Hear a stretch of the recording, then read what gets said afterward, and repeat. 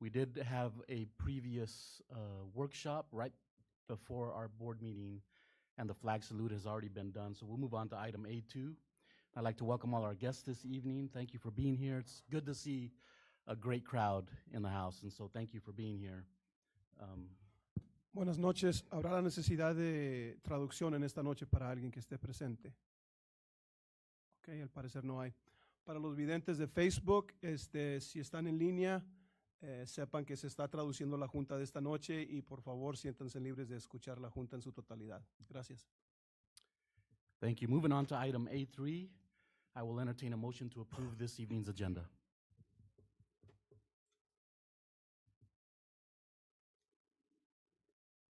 Move to approve the agenda. Motion's been made by Director Ashton to approve. Do I hear a second? Second. Second by Director Hilmes. Any discussion? Not all those in favor? Aye. Aye. And we do have online voting today.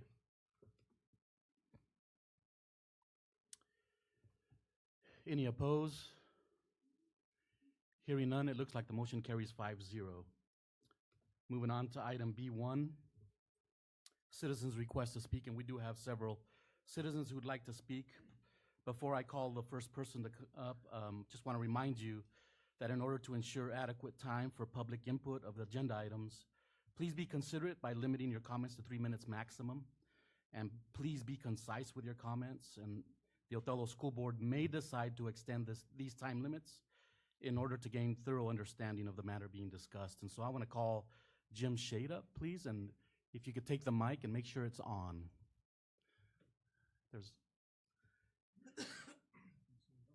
There's a button there, right underneath the mic there.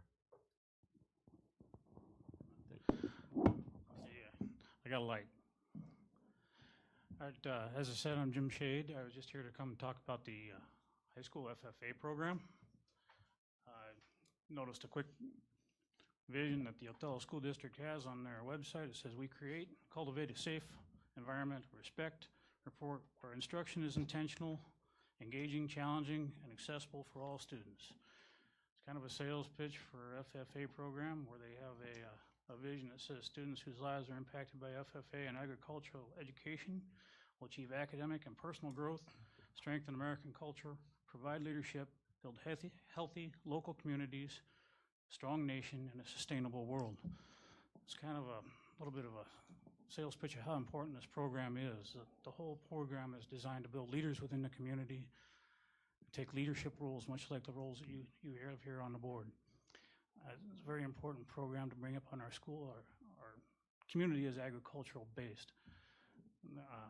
Last year I came and talked about it. We kind of outlined some things. There was a group of about 10 of us that came, and there's quite a few things. I can't hit on all of them in 2 minutes, but we've seen a couple of improvements, but what we're seeing is still the surrounding communities have much greater participation rates than we do.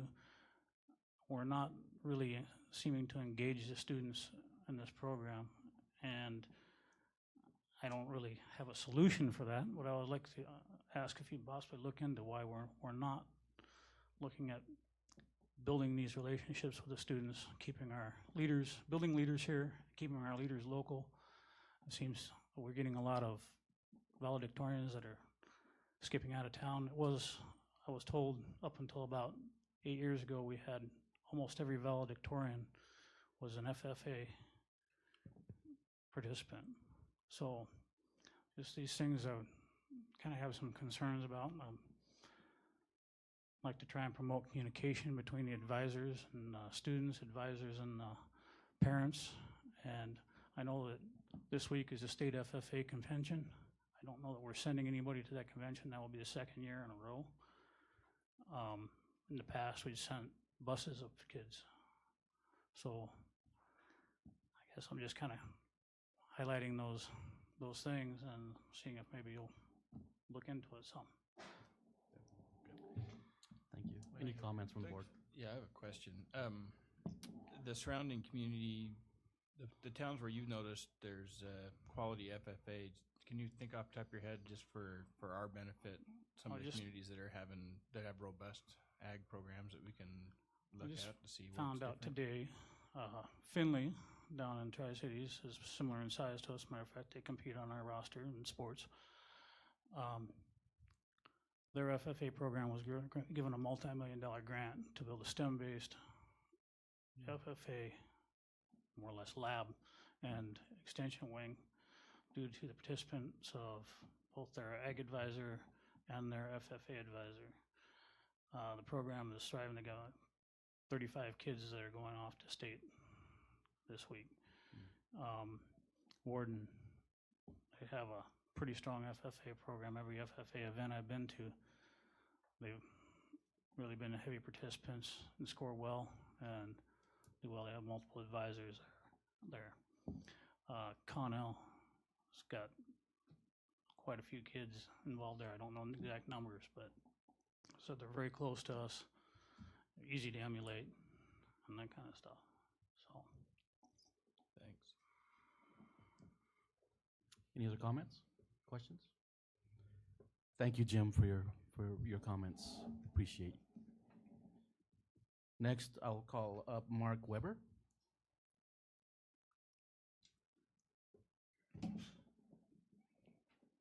My name is Mark Weber.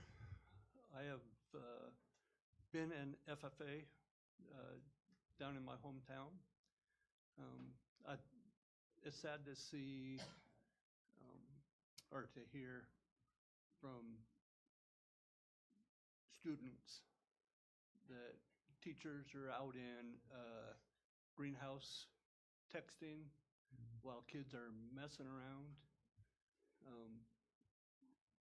In like floriculture, the floriculture class,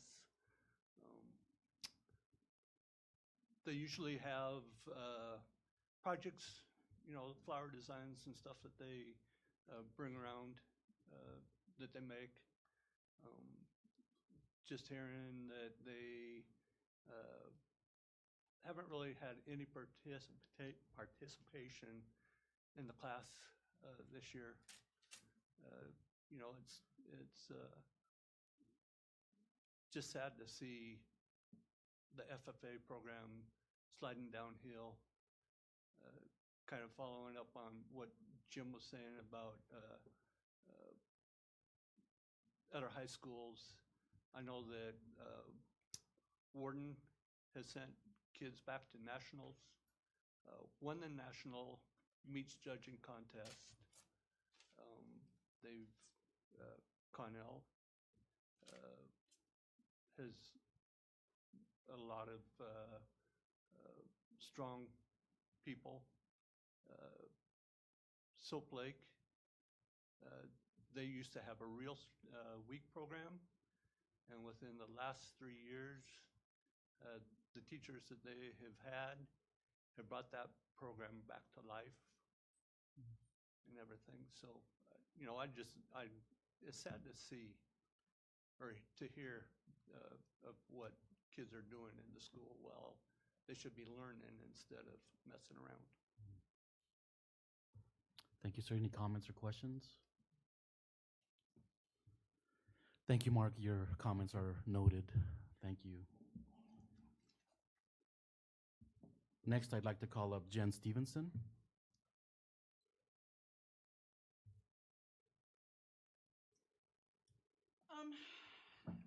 Just let me know if I'm not loud enough, because I'm usually really loud and I don't need a mic. Probably will for Facebook because they can't hear you Okay. that far away. All right, so as the director of the Old Hotel Art Gallery, every May, the Artist of the Month, we have a different Artist of the Month that we feature every month. And May, it is always the art students at our schools. So this May, we have McFarland and Othello High School students that have been taking art. And I wanted to bring you invitations to our open house, which is right before your next board meeting. Next on the 22nd. So if you'll take one and pass. We just have punch and cookies, but many of the students come and their families come and see the wonderful art that is on the walls. The invitation has 6th grade. I can't remember what they're called. stuff. Yay for technical terms. Um, and so it's just a wonderful thing to see their different styles and personalities come out through their artwork. And we would love to put one of these, have permission as well to put one of these flyers at each of the schools. It is not in Spanish as well. Do I have that permission? There are forms for flyer distribution at the front desk. Okay, thank you. I will come and fill that out tomorrow. And I will tell you now, it will be sad to see you leave. But so, and then just another side note, I think that it should be reinstigated that all principals and high up administration should be required to live within our school boundaries. And since Wiseman is leaving Hiawatha, then we should be able to go back to that rule.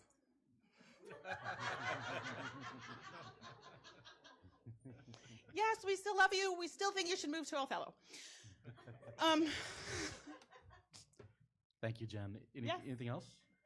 Oh, I'm sure I could bring up a whole slew of things, Your but 3 minutes is up. yeah. Any comments or questions from the board?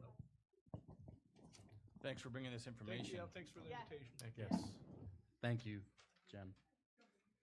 We do have one other citizen's request to speak, but they've asked to make it during our director discussion time, and so we'll go ahead and honor that for this time. And we'll move on to item B2. And we have Principal Russell Kovalenko here that is going to make a DOHS presentation.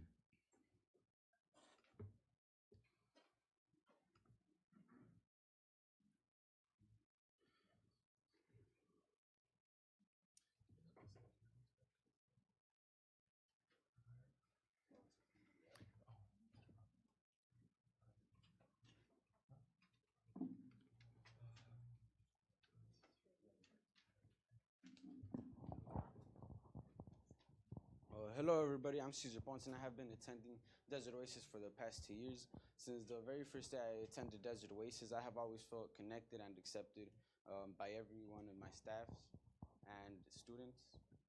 I would like to present to you guys the Desert Oasis family. Could you put the mic up closer to your, thank you. Sure. And if you wouldn't mind, Russell, have all the kids switch sides. You don't want everybody to look at your back on the internet. There you go. Perfect.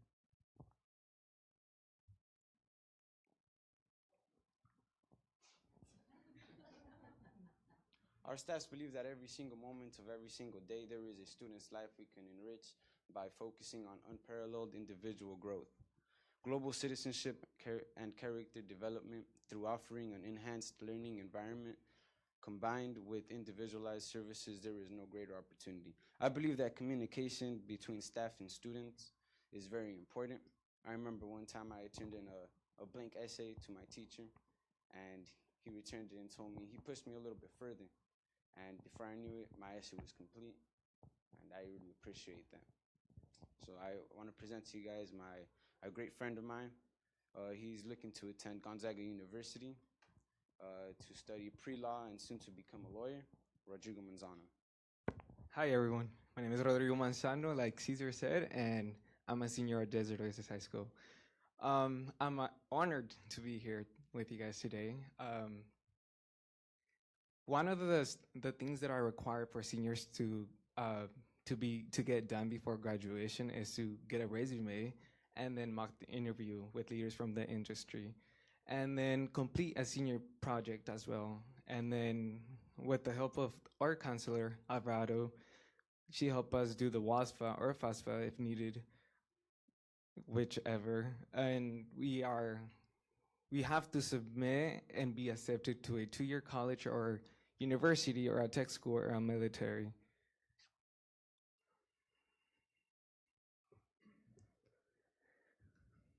These are some of the graduates' plans. For example, Josie Barajas wants to attend Big Bend Community College and study nursing, and then Samantha Ocampo, who wants to go to Big Bend Community College and then transfer to UW to study business management. And then my buddy right here, Freddie, who you want to share your future plans? Hi, my name is Freddie Sanchez, and I plan to attend CBC to be an accountant. My own plans are to attend Big Bend Community College or CVC, whichever, and then transfer to Gonzaga University. That and then study pre-lab. That would assist me in pursuing law school to become an immigration attorney. I think that with my determination, I would be able to successfully complete law school and help my community who struggle to be citizenships or to be legal here. And I want to help and give them something back as a thankfulness. And I want to introduce my buddy right here who she brightens up the whole building with her big, great smile. Isabella. Hi, my name is Isabella, like Rodrigo said. So I'm gonna tell you guys how Desert Oasis inspires and contributes to the community. Desert Oasis contributes to the community in many ways, but our most recent contribution is the Columbia Wildlife Refuge cleanup. And what we did was go along McManamum, if you guys know where that is, for 2 miles, and on both sides we picked up litter, and we collected about 1,200 pounds of garbage in just under 3 hours. And what we did with that is, while we were collecting garbage, we took down data, and our teachers turned that data into a project for us. So we're going to go to the county in a couple weeks and present some of the ideas that we came up with to help with the pollution in our county. So the next speaker is he's kind of our class clown, but he does take Desert Oasis school spirit very seriously. So here's JJ Ozuna. My name is JJ Ozuna, like Isabella just said. I will be speaking about the opportunities that is provided to us at Desert Oasis, tech use at Desert Oasis. Tech is very important to me and a lot of my student friends that I know of. Tech helps us, not lug around all these books and cause stress on our backs for future, that you guys know that pain. We don't have to worry about messy binders, all these papers floating around in our backpacks, which we should probably organize. And coming from a dyslexic person, I can't write for anything. I was put on a 504 plan because I cannot write at all. So the Chromebooks were really helpful for me this past year. All my writing assignments was done through Google Docs, really helpful. I turned in all of them. Also, what helped me was that all of our core classes were put on Google Chrome and Google Classroom, which helped because me and some other students throughout the school district, we leave for vacation to Mexico. A lot of us do. And what helps is when we go down there, all of our assignments and our, papers that we need to turn in are on Google Classroom, and that's really accessible for us to use while we're away, and we could still stay ahead of class. Another opportunity is we've had people speak at Desert Oasis. One of them is Jordan Chaney, which I unfortunately missed out on because I was in Mexico. But from a lot of my students, my student friends, told me was that his words, what he inspired was the power of words, communication, overcoming obstacles, and self-belief. Self-belief was thrown on all the DOHS students when Jordan Chaney came and spoke. He inspired that even though we come from a small school and, school as known as the bad school, we also need to bring up ourselves, believe in ourselves that we are a school, we can thrive. And a lot of our seniors, which I'm very proud of, are going to colleges and doing great things with their lives. Another speaker that came was Ernie G, our compa con dinero. He kind of opened my eyes about the choices we make as young adults and who we hang around with. Who we hang around with is very important, because if I hang around with a bunch of people I shouldn't be hanging around with, then I'm going to follow into that path. Coming from a person who has family that has been in Coyote Ridge, you know, they even tell me you got to watch out with the people you hang around with, because otherwise you are going to end up where I am. And I'm very thankful to Ernie G for opening my eyes. One of his quotes was, if it's to be, then it's up to me. I plan to be a robotic scientist in the future. I love working with robots. And if it's meant to be, it's up to me. I got to push myself up to it. I got to do it. And thanks to the teachers, my physics, my chemistry teachers, my English, they help me understand, you know, this is where you need to do. These are the things you need to do for that to happen, which I'm very thankful for. And this next person that is presenting is a fine young person. She's fun to have in class. She pushes people to be better, to do better. Yvette Gomez. Well, I am Yvette Gomez. I'm a junior here at DOHS. I am planning to go to University of Washington, and next year I will be a senior. I will be a senior at DOHS, and what I really want to join is a college course that we have at DOHS. DOHS is, we like to do things together. We like to be together all the time. We're school first, and then we're family second, and we like to do things together. For example, we do Cinco de Mayo together. We have a potluck. We have yard sales, and we're also going to Silverwood. But in order for us to do all that, we also have to put our heads together. We love to put our heads together. We love each other very much. We just do things together, and we have a great time to be together. We also do awards 3 times a year. We have 3 times a year. For example, if you were to win an award, you would come to school every day, or get one from your teachers. I have gotten 2 awards for being to school on time and from getting one from my teachers. I love my school, and it's not that hard to be, not family, but to be happy and to come to school every day with the happy face. Yeah. And here I'm going to introduce to you Freddie. He is a senior at DOHS. Hi, my name is Freddie Sanchez-Zapeta, and I'm a senior here at DOHS. Well, here at DOHS, we offer financial literacy. Financial literacy is probably one of the most important classes that seniors should be taking, as it gives you important knowledge that you should be having as a young adult.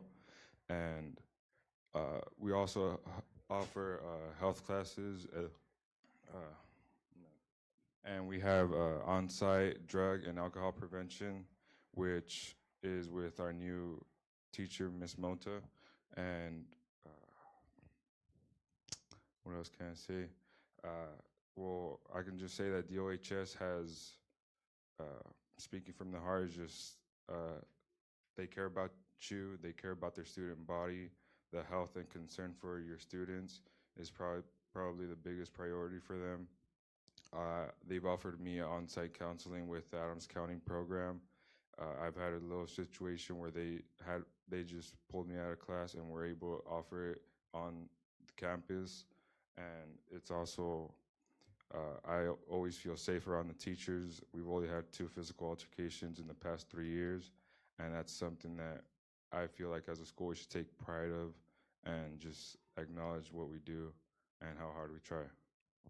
And the person I'll be presenting is someone I look up to, a hard man, someone who has guided me in the right direction since I left OHS. Here's Mr. Kovalenko. All right, thank you guys. Can I get you guys to come up here real quick and just face all these beautiful faces? You guys, public speaking is like the #1 fear in the whole entire world universe. People would rather die than speak in public. And I'm just going to be very transparent. These beautiful, intelligent people right here literally found out they were doing this presentation. Well, they knew a little bit about the presentation, but we actually put it all together, rehearsed it today, and this is what they do. They come together, they work hard, and they bring it all to fruition each and every day. So I'm super proud of you guys. So from me and all these people, could you just give them a round of applause real quick? All right, thank you guys. You guys can have a seat, and I'll wrap it up with the fun stuff, the data stuff. This will be a little bit difficult. I'm used to a clicker, so I'm going to try and, does this scroll without being on the The table, yeah. All right, cool. All right, so at Desert Oasis, we have a lot of fun. We do a lot of big things there, but all of it's in correlation with what we do academically. So here in the Othello School District, as a family, Othello School District family, we talk about our Othello School District instructional priorities around reading and math. And so this is a little bit of the work that the Desert Oasis family's been doing the last year and the last couple years. And now, might work. Nope. Okay. Okay. So our map reading data. So if we go over our data from this year, just know that blue turns to orange and orange turns to blue. And this is a public doc, so it can be referenced later on. But what we found in 2016 is, at least with our seniors, we're getting pretty close to the state averages on the MAP test. If you don't know what the MAP test is, it's a standardized test that is given in high schools all across the nation. And our students, this is how they've been performing. What we've found with our students is by the time they get to their senior year and they're leaving our program, they're pretty close to state averages. Sophomore and junior classes, as far as averages go, very much differentiate or are different per year per class because we're talking about classes of 20 or 30. If you're not familiar with our program, we have 85 students from 8 to 3 p.m. and about 15 students from 5 to 8 p.m. Our school is open 8 to 8. It is an alternative to Othello High School. However, it's the same diploma as any other high school in the state. We went through the accreditation process a few years back to make that possible. So same thing with our math. Again, a little bit off. This is fall, winter, and spring. And our winter scores were a little bit better. There was some transitions throughout the year. But we've really found value in this test over the last couple of years. We use it to actually direct our instruction. If you have assessments or you're just doing things to do them, they have no value. We don't do that at Desert Oasis High School. Anything that we're going to do, we're going to bring value to it in one way or another. We definitely don't like busy work. This is something I'm super impressed with our staff and what we're able to pull off. The way I would describe Desert Oasis High School, we're a jet plane. Big programs, big systems, sometimes they take a little bit to move. But at Desert Oasis High School, we can literally come up with great ideas. And yes, they take some time. But because of everybody in the building having can-do attitudes from the students to the staff, we can pull off something like this. So what our students do each and every day when they come to school, they do a math entry task and an ELA reading entry task. So building wide. And we're collecting data on this every single day. Now, what these tasks are, these are actually K-8 skills. So you might ask me, well, Russell, why are you teaching K-8 skills to high school students? Well, how can our students actually access grade level skills if they don't have the K-8 skills they're supposed to have? So what we're actually using is we're doing these entry tasks building wide on our Chromebooks. And I'm going to talk about how cool the data is here in a second. But we're taking this every single day to make sure that if our students have things they've missed along the way, that we can individually supplement those students and we can keep individual track. So I'll just kind of go to our next part. So everything we're doing in our entry tasks, we run through a continuous improvement cycle. And I'll show you a little image of what that looks like and how our staff works through things. That's something brought by Dr. Hurst. But our kids come through and they take the task. If they don't perform at a certain level as far as a student body, whether they're a sophomore class, a junior class, or a senior class, we're going to give some type of intervention. You see on the slide it says L1, L2, L3. So even if you're a social studies teacher, we expect that you can teach a K-8 math skill. So that social studies teacher is teaching a K-8 math skill. Or same thing with the ELA skill.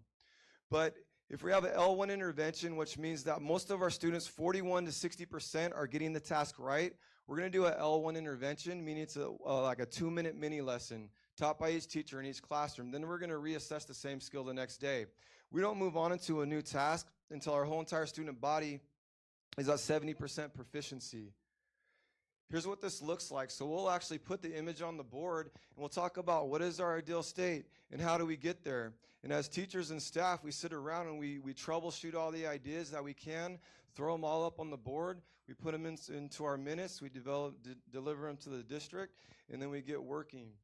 So This kind of talks about utilizing progressive mastery, accountability, and how we're actually going to pull everything off. Something that I'm really proud of Desert Oasis High School is our rigor, but also the concept of student buy-in. So yeah, a lot of our students come to us because they're credit deficient. For those of you that don't know in the community or in the room, no student ever comes to Desert Oasis High School because they are a discipline issue or because of anything else other than being credit deficient. And actually, I think the Othello School District has done a phenomenal job in different ways than other communities and schools, because I have a background. I worked at Stanton Academy in Yakima, quote-unquote alternative school. I also worked at the alternative school in Walook and the mainstream high school, and now I've been here. But what the Othello School District has done that other districts haven't is if you have SPED services, you're in high need of SPED services, the best services for you are at Othello High School. They have more resources and able to do that. Language learners, EL1s and EL2s. Those students, the best services are at Othello High School. If they're credit deficient because of the language barrier, then for the most part, they're not coming to Desert Oasis High School unless they choose to do. A lot of people are kind of maybe born and raised or come to the Othello community and maybe aren't not exposed to education. But in other school districts, students that have language disabilities or learning disabilities are a lot of times shifted to quote-unquote alternative programs, and they don't end up working for those students because they don't have the best resources. We really specialize in engaging students that for whatever reason, whether it was a family issue, maybe a parents went through divorce, maybe they just located the area and don't know anyone, and maybe they just are disengaged from school. And what we really do, we believe that we specialize in engaging students, and it shows in our academics. So these are our grade achievement, and I'll just kind of walk up here real quick because it's small for most of you guys in the room. I track as a building principal every single time our grade reports come out, whether our students have gone up a grade or gone down a grade in their individual classes. And then I put them into a spreadsheet, and we look at how many of our students in the school have 5 Fs, how many students in the school have 4 Fs, how many students in the school have 3 Fs, 2 Fs, and so on. And we've been tracking this since I got here 4 years ago. Now, what we're doing right now is 90% of our students are passing at least 4 or 5 of their classes. So that means only about 10% of our student body have more than 2 Fs. So just overall in achievement, we started off a couple years ago with this term called I'm the 50, meaning I'm the 50% of the school that's going to make the right decisions and pass my classes. Then we bumped it up to I'm the 70, and we almost hit it last year at 65%, which was I'm the 70% that's going to pass all of my classes. And then this year we're about on the same range. Our passing at least 4 or 5 is a little bit higher, but we're in that 65 to 60 range every year about passing all of our classes.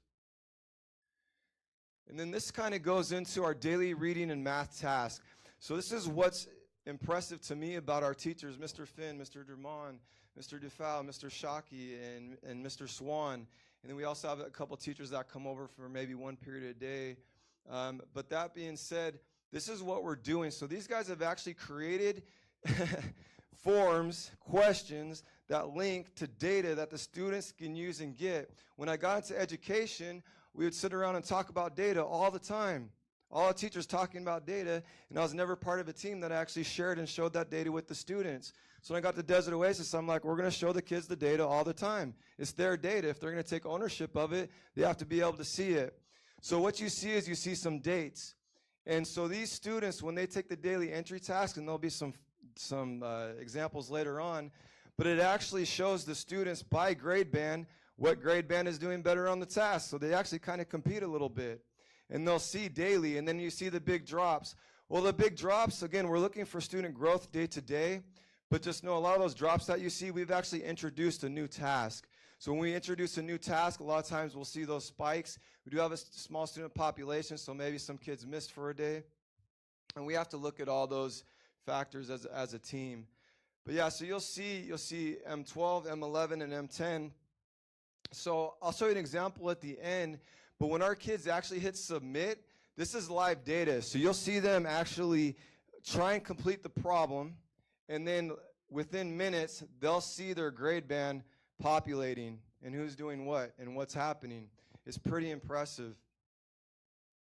And here's our reading data. And again, When you're looking at it, these are K-8 skills, and this is a tool that our teachers are using to, again, supplement learning standards that maybe our kids don't have at this point, so we're trying to get those implemented. And so this was an example of what the kids actually see.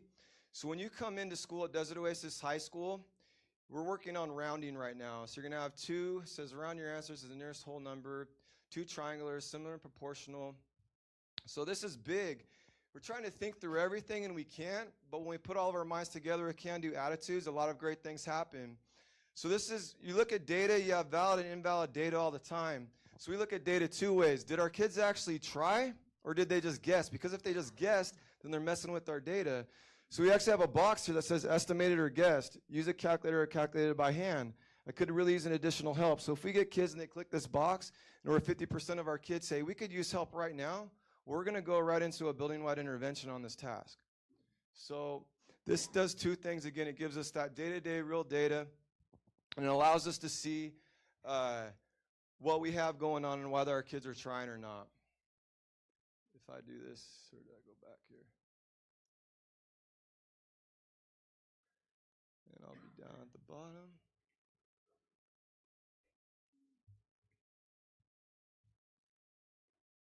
Okay, and the thing that I'm most proud of, along with our awesome data, is enjoyment of school. So you would say, oh, well, man, maybe those are the quote kids, they don't like coming to school, or they have this challenge. Well, 56% of our kids love coming to school. And this is significant because this is based off of the Healthy Youth Survey. If you're not familiar with what the Healthy Youth Survey is, it's given to schools every 2 years. We do this at McFarland. We do this at Othello High School as well. And the state norm for 12th graders is 35% of kids actually like coming to school. Well, 56% of our kids like coming to school. And these are the kids that had problems at school at one point or another. Whether it was just academic or discipline, whatever it was, there was some barrier there that just things weren't clicking. So being able to provide a positive learning environment where students believe that they can do anything, and they really can.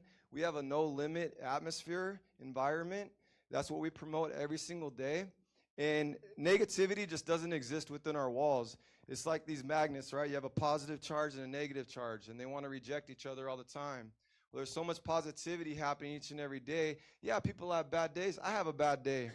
But I just can't continue to go into that bad day the whole day because I have so many good people around me. Same thing, a student comes in, maybe they're not having the best day. They're not going to find a whole lot of people to jump on the bandwagon and have a bad day with them because they're going to try and lift them up into new thinking, new levels of thinking. So that's a little bit about our school culture. That's a little bit about the type of data that we're collecting within our building and the type of work that our teachers and staff are doing.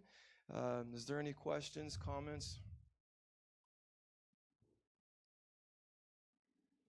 It's a great report. Great presentation. Thank you, Principal Russell Kovalenko. And students at DOHS, thank you very much. You guys did amazing.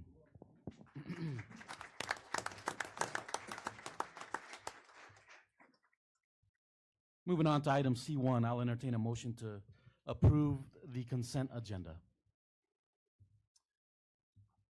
So moved. Motion made by Director Mike Garza to approve. Is there a second?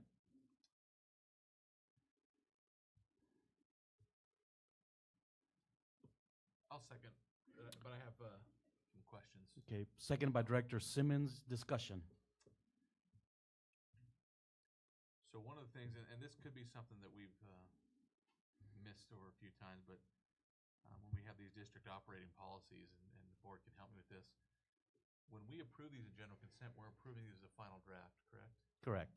So when the district operating policies say new policy for district to consider, that's actually what we're improving is that wording, correct? Mm. So I think we want to make sure that we're only approving final drafts of these. Am I right with that? I believe you are. Okay. Mhm. So maybe there needs to be some. Maybe I shouldn't have seconded, but we might need to put those in again to our next general consent. The other one was, and this is likely something we've been approving for a while, but for whatever reason, I just noticed at the bottom of our monitoring response documents. I think maybe they're just following the template where they say, both of them happen to say monitoring annually in January, but obviously those were done in April, right? Right. So I think we need to make sure that the monitoring frequency is getting updated based on the document or the policy we're monitoring, and then the adoption as well fits the actual. And the last thing is, I'm assuming that President Garza, you put in the comments at the bottom, right? Correct. And appreciate that. Those are all good. But what if I'm looking at this as a community member? I'm not sure I would know what comments fit what parts of the policy. So maybe we should make sure we're clear on what the comments we're commenting on as far as policy. And attach it maybe to a question. Maybe if you just had a copy of the policy and were able to have the comments added in. I'm sure Sandra could probably add in the comments in the proper section for you to approve. But just a thought that I was looking at that as a community member, it might be a little bit confusing to me because the policy isn't actually listed anywhere on the monitor and response document. So great. It doesn't really put in context. So those are three things I wanted to bring up. Okay. So a suggestion would be that when I ask for approval of this, that if it doesn't pass with 3 or more, then we entertain another motion and take out the items that need to be corrected, and then put them in consent agenda in our following board meeting. And so, is there any question or comment before I ask for all those in favor? Yeah, I better make my comment now. Okay. I just wanted, before we approve the personnel hires, I know it's in the superintendent's report, but I wanted to hear first, before I approve the hiring process and what we went through to hire these especially these new admin positions. And Absolutely. When you talk a little bit about that, Pete. So one of the links that we made live on the, thought you were looking at something behind me, sorry. On our district website related to the process for hiring principals, we use that same template. We invited focus groups from parents, from staff. We organized teams at the building level to review the applications and then had an opportunity to interview candidates at each site. We did this time combine our efforts at Hiawatha and Scootney. There was some crossover in candidates, so that was a new experience for us to interview folks at multiple sites. For the assistant principal positions, they were driven by the building principals. So again, smaller teams that gathered and got together to talk about the candidate pool, to identify candidates, and then to run them through a very similar process to the principal interview process. And who makes the final determination, Pete, once they're gathering information as a committee, or are they the ones that decide who we're hiring, or how does that part work? So the message that I has delivered and been modeled for me and that we've been consistent about is that really the work of the group and the interview team is to bring forward 2 names. We're looking for 2 names that we would present to Dr. Hurst and certainly to the board for recommendation as the next administrator or district level person. We're really looking for that, particularly at the building level. So that's each team. We probably had 50 certified staff participate last week across the system. There were lots of folks involved, and that was their charge, to just bring 2 names forward, and then final selection made at the superintendent level. Okay, great. Thank you, sir. Okay, so there's a motion on the table to approve this evening's consent agenda. It's been seconded. All those in favor? And then all those opposed? Aye. Aye. Aye. Looks like the nays have it, and so I will entertain another motion to approve this evening's consent agenda. I'll give it a shot. So I move to approve tonight's consent agenda with the removal of items C2-3 to C2-8 to be made into a final draft and placed in our next board meeting general consent. And also to remove the 2 monitoring response documents, one for ENS 1 and one for GP 9, just to have the dates updated properly for when they are monitored. So a motion's been made by Director Simmons to approve this evening's consent agenda with the removal of items C2-3 and C2-8 so that they could come back to us at the next consent agenda for final reading, or final draft. Two through 8. Oh, Three C2, through 8, I think is what it is. 3 through 8, Three through okay. All in between, yeah. And so to come back to us for final draft at a next board meeting's consent agenda. Also, to fix the dates on for our monitoring response documents for ENS 1 and GP 9. Is that correct? I'll second that. I think I might have said to remove it, but I think fixing the dates will be fine. Okay. Yeah, that- So it's been seconded by Director Ashton. Any discussion? All those in favor? Aye. Aye. Any opposed? Hearing none, motion carries 5-0. Moving on. Item C2, Superintendent Report. Good evening. We have 4 items that will be presented by Gina Bullis. She's going to give us an overview of the portables, the audit exit, budget community forums, selection, and then the tennis courts.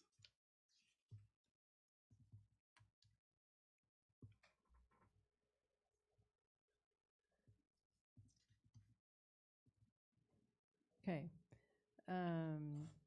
Sandra, can you open the document for McFarland?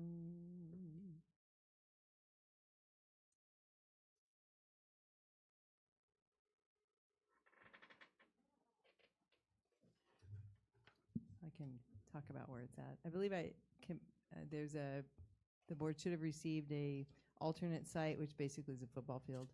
The city, Orland, and the city and I had a meeting about the proposed site for portables across the street from McFarland, across 10th Avenue, and that was not a desirable location just with the number of students crossing the street multiple times a day.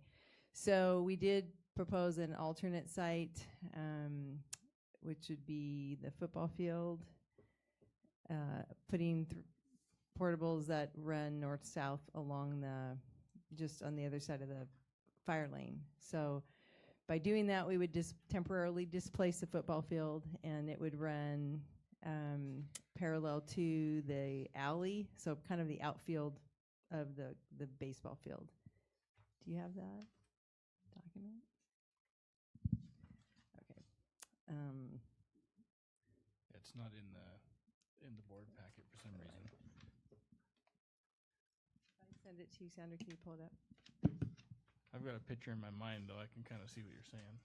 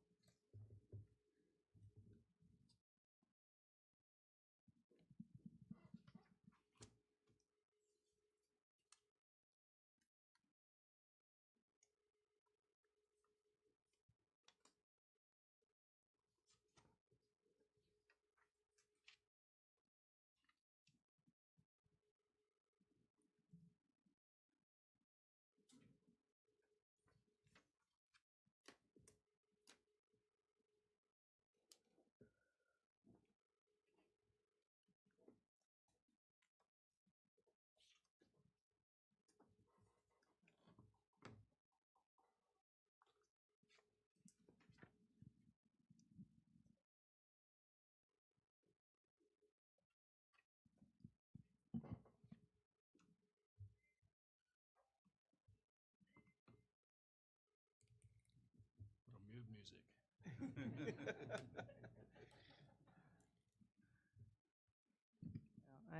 My apologies. I'm not sure where I put it and why I didn't forward it. But if you can imagine standing on the east side of McFarland Gym in the fire lane, and you're facing the football field, we would place two portables there over the next couple of years, but one this summer. And then the football field would move from running north-south to east-west along the fence line where we had our temporary bus loop this last summer. Orland has indicated what we'd need to do as far as we'd have to install some goalposts and put some lines in. Not ideal, but this is our next option for being able to locate portables. It does put the portables on same campus in the general proximity of where we have the other ones. McFarland is looking to hire a security person, just like the high school did, which one of their main jobs would be canvassing that area especially during passing time. So that is the proposed alternate site. What was the concern, Gina, for relocating the portables? So the main concerns were the amount of foot traffic across 10th Avenue throughout the day of students during each period passing. And then also Chief Shank indicated his concern with lockdown, if there were a lockdown, having facilities basically on a different campus across the street from McFarland. They were in favor of this location if it was something that we got an approval from, or that there wasn't a concern from the board. Do we put them on cement slabs, or? No, they can be on a gravel base. So it'll have minimal impact to the actual field when they're Yes. done, or will we have to redo it? Well, there'd be some rework, but we don't have to put any pavement or concrete for the.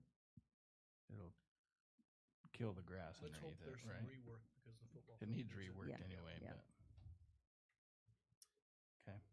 So when you had brought that original site recommendation, one of the questions I had asked was if we had looked at the possibility of having it on the other side of the kitchen where we had talked about possibly building permanent structure. And I think the concern was it's not as visible to the office as it would be across the street. So that was a prime location. But I would say that the football field would not be visible either. So was that looked at as an option?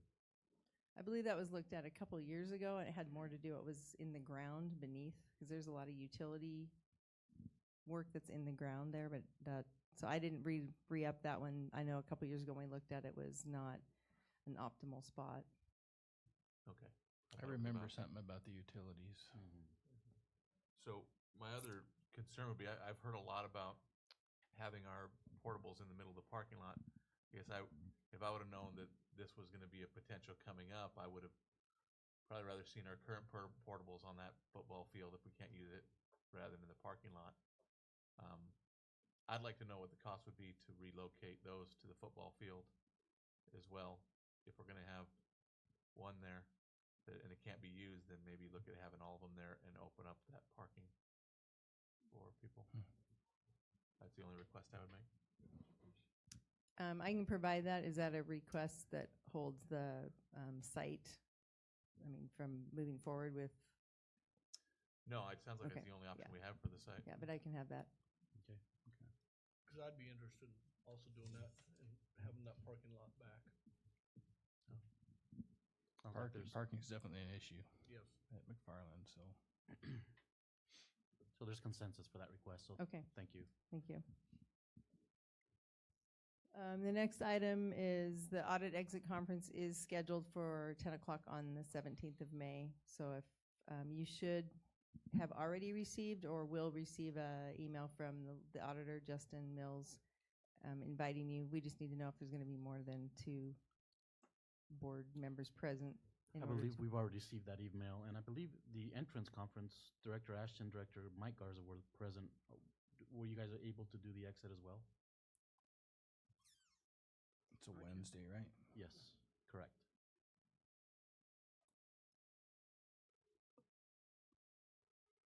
I might have a hard time making it on a Wednesday. Yeah, I'm not available on Wednesday. You can go I though, can Mike. It only needs to be 1 board member there, so. So for sure, Director Mike Garza and possibly another director. Okay. The next item has to do with the date for the community forum for budget. if it's done on June 12th, we can probably schedule it before the board meeting. That's a regular board meeting night. Or the 19th, which is the following Monday.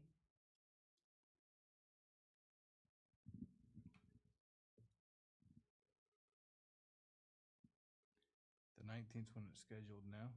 It's in my calendar for the 19th. I don't know why. But I have another workshop scheduled on the 12th on my calendar. So I'm not sure.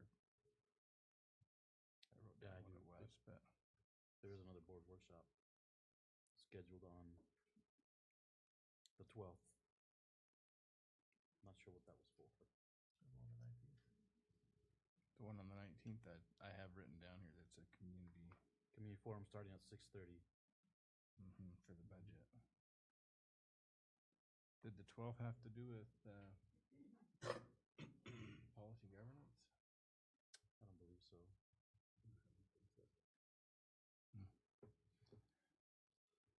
Should have wrote down what it was. I just had workshop that day. So do I.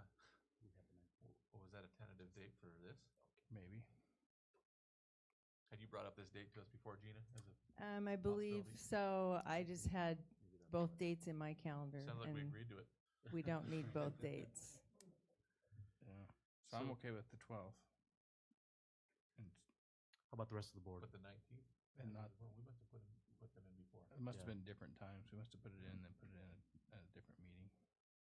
The 12th before the meeting work. Director Helmus? Yep. Director Simmons? Yeah. Okay, so we will go with the 12th, Gina, and that begins at 10 a.m.? No, I'm sorry, at 6 a.m. or 6 p.m. So does that mean we don't have a meeting on the 19th? That means, yeah, the meeting on the 19th is canceled. All right. Straight up my schedule.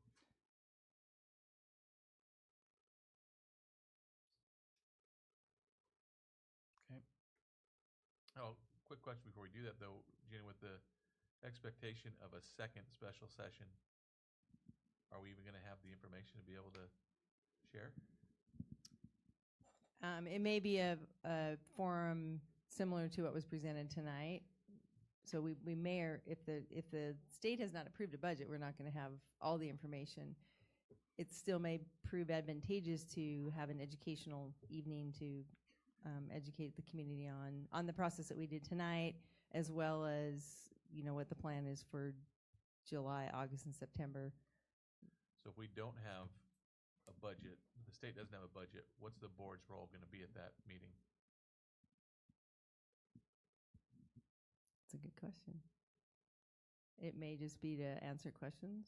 I mean, a community forum can be run by others besides the board, I believe.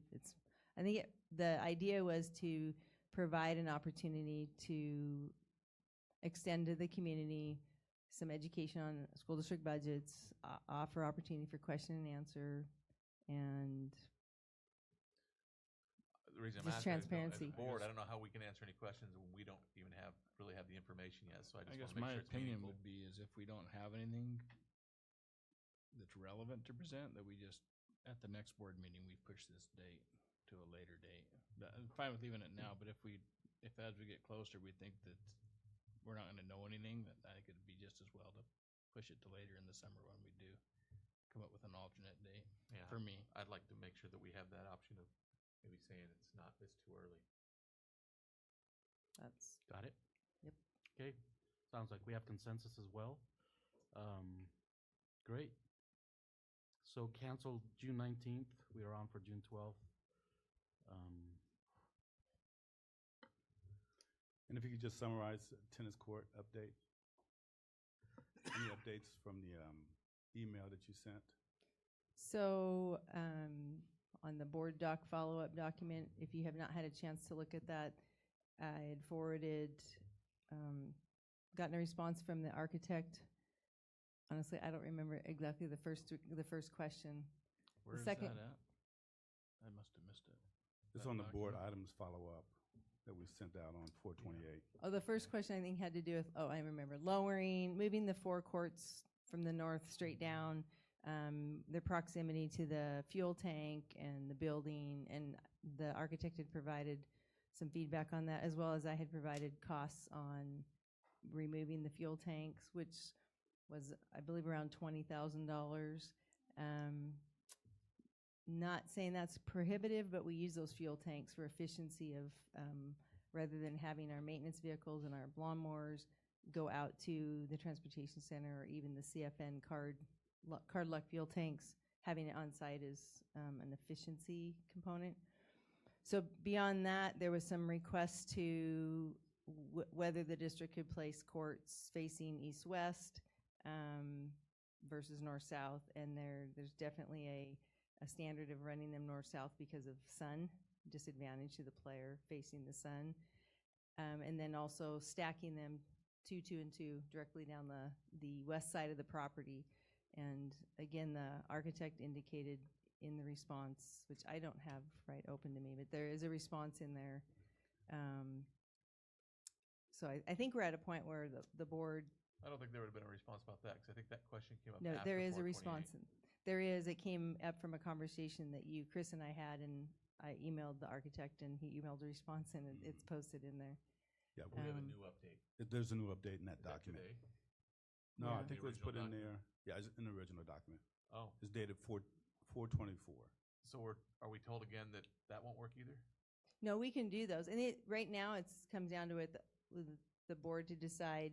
The base bid, we already know is 4 courts. Where do we want those 4 courts? Because it will need to be incorporated into the design that then becomes the construction documents to go out to bid. So I think we're really at a point of where do we want those 4 base courts located? So I won't have a chance to look at this tonight, but I might have. How do I know in the future if those get updated, so I can check them? Does anyone have any? Can anyone help with that? We just have to send out a new email. Okay. So to come back to your email. That's right. Well, one of the things I think that was discussed, it was the meeting that was just Stuart and I were at. We were talking about the documents. Is there an expectation then, Gina, that you'll be providing all the bid documents to the board before the architects go out to bid? Those were provided on April 24th board meeting. So I think we're at the point of refining what exactly we want, because those drawings were provided at the last board meeting. Right, we just got the drawings, we did not get the written. The bid, yeah. The written documents. They don't bid just off got of the the drawings. Right. But there's the other part, the actual specifications that we did not get. Okay, I didn't know that was a request. So we want that before we go out to bid is what you're asking for? Yeah, I think that was the intent when we talked about the documents. I think the intent was that we see the documents in that way, so that the board sees anything that we have questions about. We just make sure that we can get those answered.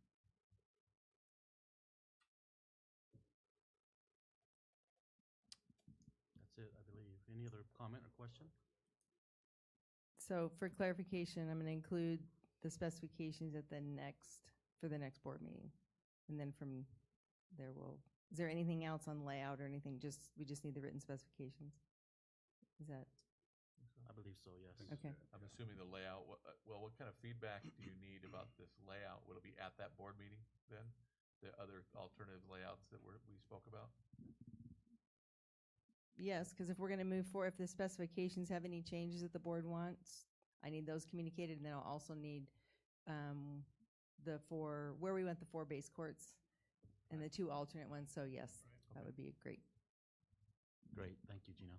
You're welcome. Thank you so much, Gina. For the next item under my report, we are excited to introduce our new administrators as being recommended to the Board of Directors this evening.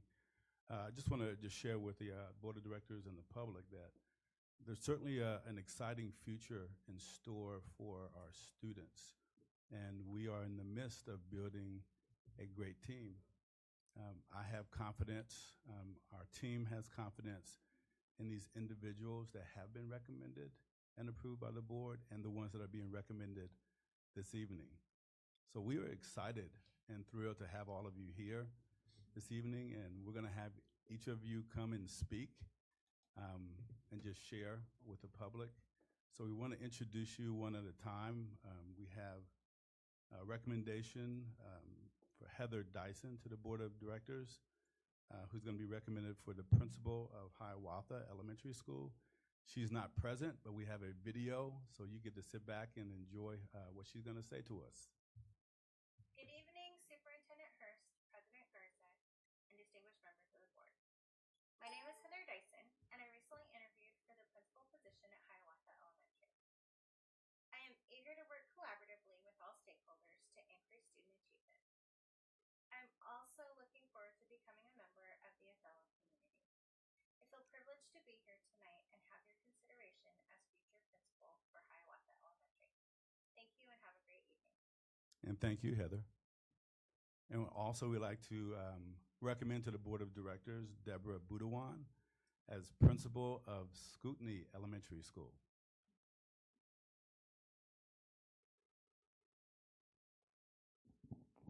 So I just want to say thank you for this opportunity. Before becoming Scootney's assistant principal this last year, I spent 15 years in the classroom and as a teacher leader. And during that time, it became apparent that instructional leadership was not just my passion, but my calling. And so I've been very privileged this last year to spend time at Scootney, getting to know the Scootney community, the staff, the students, the families, and to have a positive impact on staff and student learning there. And I'm just really excited to move forward with the Scootney community and continue to work to provide the best educational opportunities possible for our students. Thank you. Thank you. Thank you, Deborah. And also recommending to the Board of Directors Sandra Anderson for the position of assistant principal at Wahidas Elementary School.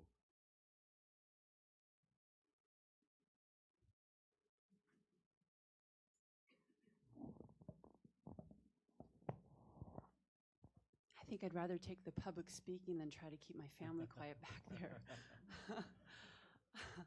I am so pleased to accept this position and just offer my sincere gratitude for this privilege. I've met with Dr. Hurst over the past year and have been in some great mentoring sessions with him, and so I am just grateful. Thank you so much for this opportunity, and I'm anxious to work with Amy and continue to be a Hawk, so go Hawks. Awesome. Thank you so much, Sandra. And also we have Mr. Carlos Gonzalez, who's being recommended as for the assistant principal position of McFarland Middle School.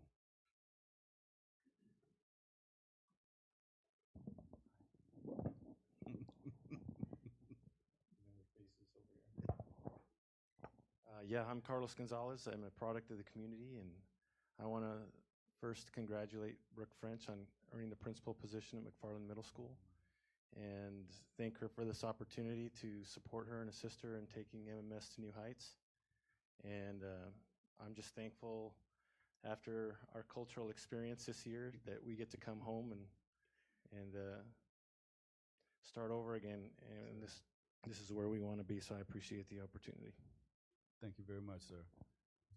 We also have comment from earlier. Assistant Principal Joe Jones from Hiawatha wanted to make a comment. Well, I realize I'm not an administrative hire or approval tonight. Currently the assistant principal at Hiawatha, and looking forward to that opportunity again next year. Just wanted to thank the board, the district administration, just to take a few minutes, a few seconds tonight. Hoping that Heather is able to listen a little bit in tonight as well. Just extending a hand of friendship and welcoming her to our Hiawatha family. We have a saying that at Hiawatha, together we are Hiawatha strong. We are a family. We have a phenomenal staff, second to none. Amazing students, an amazing office staff, our nurse, our kitchen employees, everyone that comes to Hiawatha, everyone that's involved there, we're looking forward to having Heather with us. And I just wanted to convey that to the board and the district team tonight. And we look forward to continuing to make Hiawatha a strong place. And again, looking forward to supporting Heather in this work. Thank you. Thank you very much, Mr. Jones. This concludes my report. Thank you, Dr. Hurst. Moving on to item C3, director discussions. And I don't believe we have a legislative update today. There's nothing going on. Okay. They're wasting time. Okay, moving on to student representative report. can't get it out of it as easy as I did. A little update first on bridges. We have got some of the schools we've got information about what they will be presenting. We have students that have volunteered to help set up for the event, and we have put flyers up around the schools and community. Then I want to talk a little about our board visit to Desert Oasis, because I believe, in my opinion, as a high school student, they're doing some pretty awesome things. I don't remember the last time OHS has done any type of cleanup at all. My freshman year, I think we had one, like a 10-minute cleanup where everyone went out and picked up trash. They took 3 hours to go out and pick up trash around the community, and I think that's awesome, and we can take some notes from them. And I hope that in the future, there will be some bonding between OHS and DOHS, because I think that would benefit the community and the kids in it. One thing I wanted to bring up is that I don't believe, personally, that students at OHS right now are being challenged almost. AP, for one of our classes going into senior year, it was not offered at all. We had to have a student petition to bring it back because there were not enough teachers certified to teach it. And I think the lack of certification in teachers with college credit, I think that's affecting the students' learning and what they are able and their opportunities. Thank you. Thanks, Caden. When's Project Bridges again? This Wednesday. That's what I thought. What Be time? there, be square. What time? 5:30. 5:30 this Wednesday. Okay. Do we Be there, have be it square. also There's like principal. going out on Messenger to people? Do you know? So the We community could, knows. I could get that arranged. Oh, yeah. I talked to someone about that. On email, Good it's idea. been sent out to staff, but yeah, we'll get that. I'll talk to Vergara. Thank you, guys. Moving on. I know the board, last Tuesday on the 2nd, we had the opportunity to visit DOHS, and don't know if there's any comments, and we can begin with Director Mike Garza.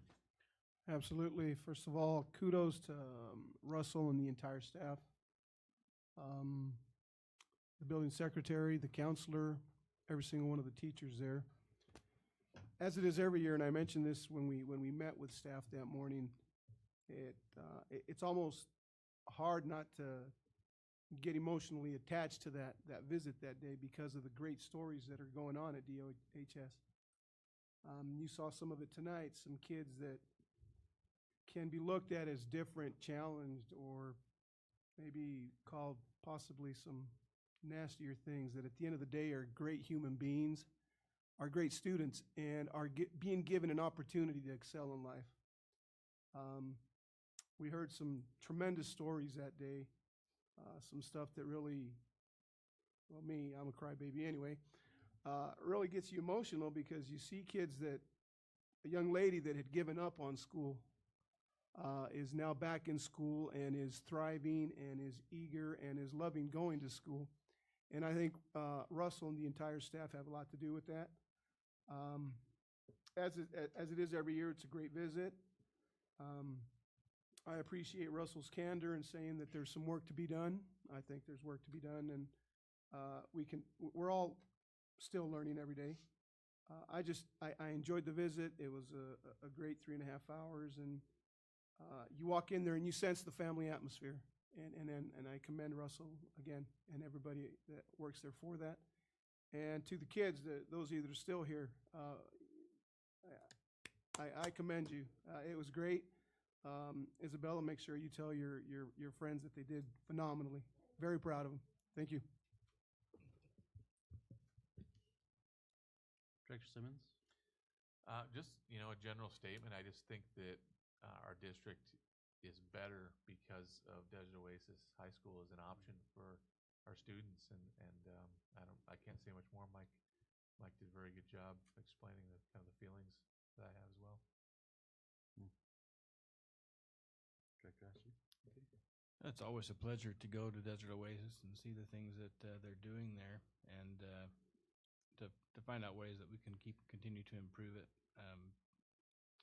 Principal Kovalenko definitely has the passion to run that school and has done a great job there. And you can see it in the kids' presentation that they love their principal and they want to make him proud. And that's a big thing. I know it's a smaller format than a big high school, but I remember when I went to school, I don't think I had that kind of love for my principal that these kids do. But and the desire to want to perform and to do well. It's always impressive to see these kids and how many of them are going on to college or into the military. There was a couple we talked to that are going into the Marines, and that's admirable that they're choosing to serve their country. All of that, it's good. Thank you. And I'll just add that I agree with every one of your comments. And I got to say that very impressed with, as we walk through some of the classrooms, with the rigor that is being taught to these students. It's amazing. So I appreciate the teachers that are really focused on making sure that these students are engaged. And one of the things that I really appreciated was that I know that for the last several years, many of the graduating seniors at DOHS have gone on to a community college, but I believe this is the first year that a handful of kids are going on to a 4-year university. And so congratulations to DOHS. You guys are awesome. So thank you again. And so keep up the good work.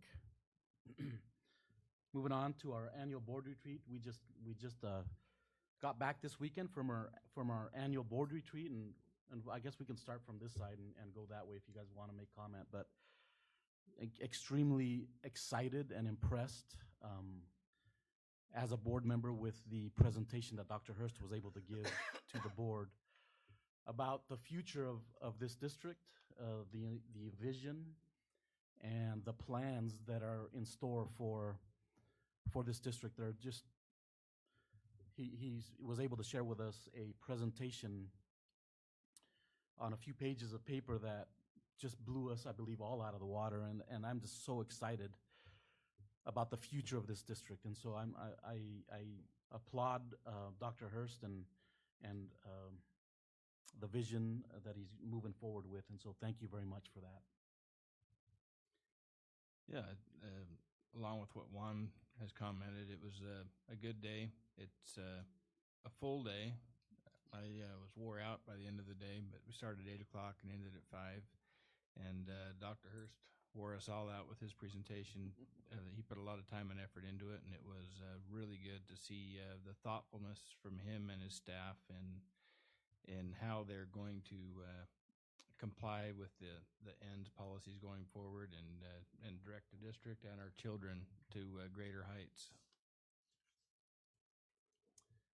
I just think seeing the district plan going forward and the work that the staff has put into that and how it ties back to our ends. I mean, I think it's something that we've been really looking for since we started policy governance is how can this really be relevant to our ends, and it's absolutely focused on that, and I appreciate that. Yeah, and actually just having the matrix and everything laid out, and this is where we're at, this is where we're going, and this is how we're going to get there. And I think it was actually laid out very well.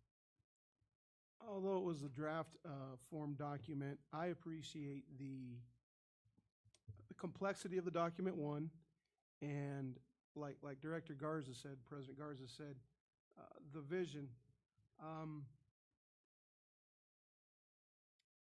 We're all on board. The district as a whole, we need to embrace this. If we don't,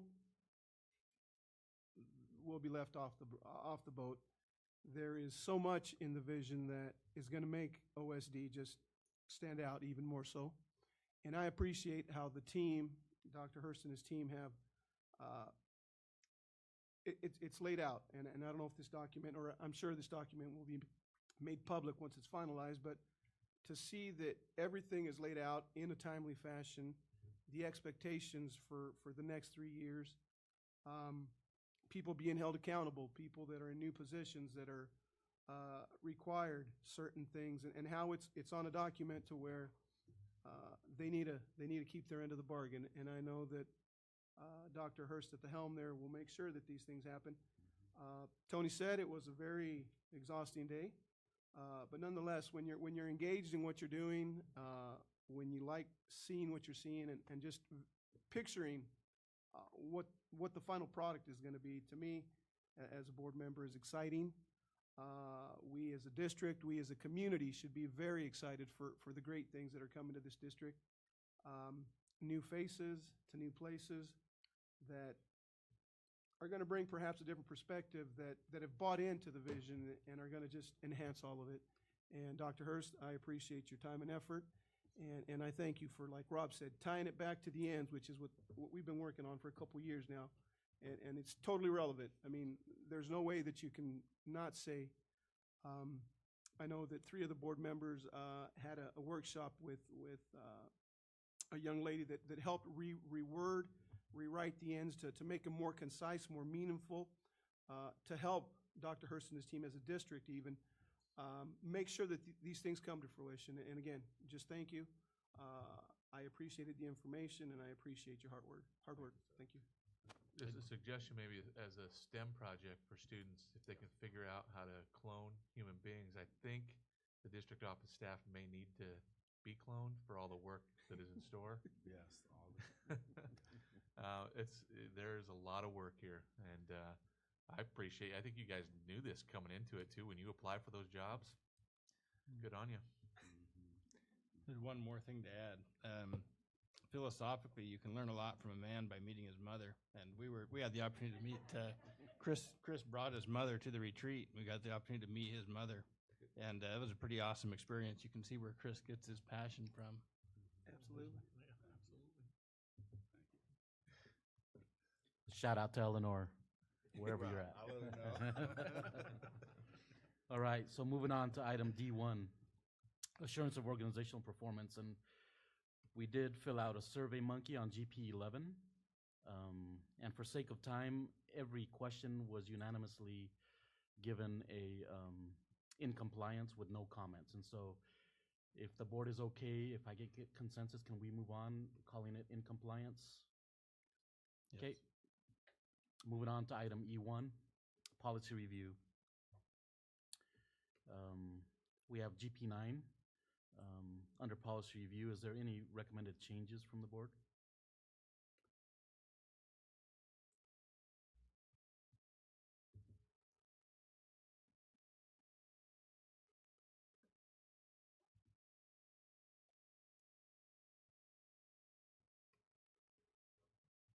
If not, moving on to item E2. You have ends 1, 2, and 3 in draft form. If the board has had an opportunity to review all of the changes that were made in accordance to a workshop that few of the board members, the majority of the board members were able to be at, and it was a long day it was a great workshop. And so if you've had an opportunity to look at those ends, and is there any recommended changes? If not, you want this to be the final draft? I just had one question for the board. On the top heading, it shows that the board's regular review of this policy will go to every 3 years now. I'm not sure that's what we want as a board. I think we want to continue to review it every year, if I'm reading what that means correctly. That's correct. We still want to do it annually. Right. Can you make that change? Okay. Is that a thought of doing a bigger picture review every 3 years? Is that what she had in mind with that? I'm sure that's what she had in mind, but the way I read it, we want to review it every year. Sure, I and if there's changes to be made. I'd also ask, I know we're talking about being consistent with verbiage, and there still is some areas that refer to students rather than scholars. Was there a purpose for that? No, we just put it in as it was, so we did notate that. Okay. Retreat, so we'll correct that. And then, So just for clarification, Director Simmons, sorry for interrupting.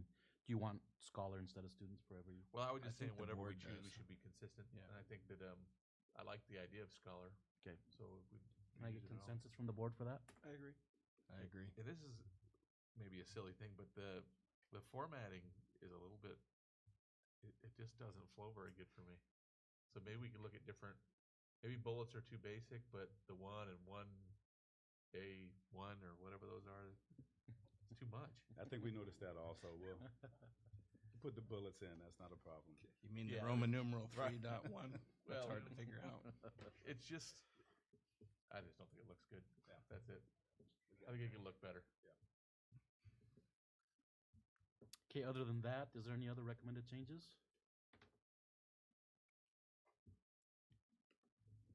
Okay, so. Is the expectation that would be in consent agenda or back in policy review? again? Correct. All those changes will be made and will be in consent agenda for our next board meeting. Okay. Moving on to item E3. This is the revised GP 4.1.2. They're side by side with the changes that are highlighted, and so that was that one change that we made. Is there any recommended changes? I would just recommend changing the name to GP 4.1.2 instead of GP 9. Okay. The name of the PDF. The PDF itself, yeah. But I think that was it. It just changed it from chair to president, correct? Correct. Correct. That was the only change. Can't get much mime, Chris. Okay, anything else? Great. Then we'll move on to item F1. There will be a need for executive session for approximately 30 minutes for the purpose of hiring procedure review. And so we want to thank you all for being here. We will have a 5-minute recess and then go into executive session.